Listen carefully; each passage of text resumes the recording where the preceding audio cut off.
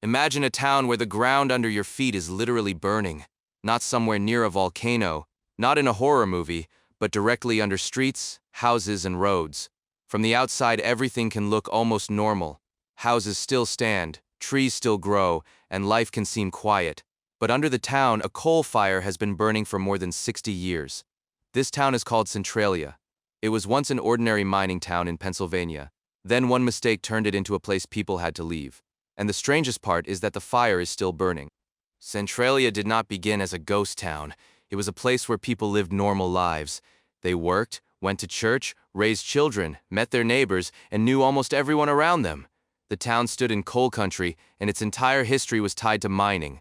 Coal gave people work, money, and a reason for the town to exist, but that life had another side. Under the ground were old mine workings, empty spaces, tunnels, and coal seams.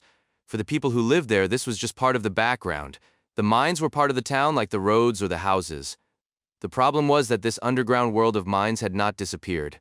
It was still there, waiting for the moment when something went wrong. In May of 1962, people in Centralia decided to burn trash in an old abandoned pit. According to one of the main versions of the story, that is how the fire reached the coal underground. At first, it did not look like the end of the town. It was just a fire. You could pour water on it, cover it, put it out, like any other fire. But the problem was that it was not just trash burning. The fire had reached the old mine tunnels and coal seams beneath the town. And coal underground is not like a campfire you can simply stamp out. It can smolder slowly, move sideways, hide deeper, and appear again where nobody expects it. Centralia had a fire that could not be fully seen, and that is exactly what made it so dangerous. People tried to put the fire out more than once. They tried digging trenches to cut off its path. They tried filling empty spaces underground to block oxygen. They tried to find the edge of the fire and stop it before it reached the streets where people lived. But underground, everything was more complicated than it looked on paper. The fire moved through old mine workings, slipped into places that were hard to reach, and kept feeding on coal. The worst part was that the town above still looked alive for a long time. People could see streets, houses, and familiar places. But underneath them, something was already happening that slowly made the town unsafe to live in. It was not a disaster that happened in one day. It was a slow disaster creeping up from below for years. Over time, residents began to notice strange things. Smoke came out of the ground. Cracks appeared in the roads. In some places, the soil became hot. It sounds almost like a legend, but in Centralia, it became real. You could walk down a familiar street and know that beneath it was not just earth. Beneath it was fire. Things became especially alarming when the danger stopped feeling abstract. In the late 1970s, a local gas station owner discovered that an underground fuel tank was heating up. That was a very bad sign. The fire was not somewhere far away. It was close to the normal infrastructure of the town, but even then, not everyone was ready to leave. For some people, Centralia had become a dangerous zone. For others, it was still home. In 1981, something happened that changed how people saw the fire. A 12-year-old boy named Todd Domboski was in a yard when the ground suddenly collapsed beneath him. A deep, hot hole opened under his feet. He was rescued, and the story quickly became a symbol of the fact that the town could no longer be considered safe.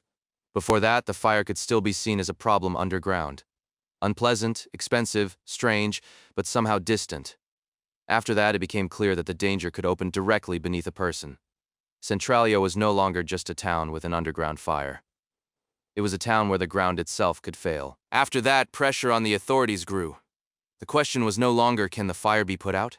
The question became, can people even be allowed to stay here? In 1983, money was set aside to relocate residents. People began to receive offers to sell their homes and move away. But it was not as simple as it sounds. For officials, these were houses in a dangerous zone. For residents, it was their entire life. Some agreed and left. Some resisted. Some did not believe the danger was that serious.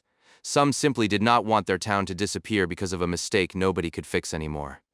Little by little, houses became empty. Buildings were demolished. Streets remained, but fewer and fewer people were there. Over time, Centralia became almost a ghost town. Where neighborhoods once stood, there were empty lots, overgrown roads, and lonely traces of former life. Many houses disappeared. The town's zip code was discontinued. An old road near the town was closed because of damage and danger. But the strangest thing is that Centralia did not disappear completely. A few residents fought for years for the right to stay. To them, it was not a tourist attraction or a scary legend. it was home, and that is the heaviest part of the story. From the outside, it is easy to say, of course people should leave. But when it is your home, your street, and your memories, the decision becomes very different. An underground coal fire is hard to stop because it is not like ordinary flames. It can burn deep below the surface, move slowly through coal seams, and get oxygen through cracks and old tunnels. To fully put out a fire like that, you need to know exactly where it is moving, and how to cut off both its air and its fuel. In Centralia, that proved too difficult and too expensive. So the fire did not become one loud explosion or one single disaster. It became something worse, a problem that simply does not end. Decades passed, generations changed. Most of the town disappeared, and the fire underground kept smoldering. The story of Centralia is frightening, not because it is the biggest fire in the world, and not because something dramatic happens there every day. It is frightening for another reason. An ordinary town faced a problem that was first underestimated. Then people tried to fix it, then they realized it was almost impossible to fix, and then people had to admit that the place where they lived no longer fully belonged to them.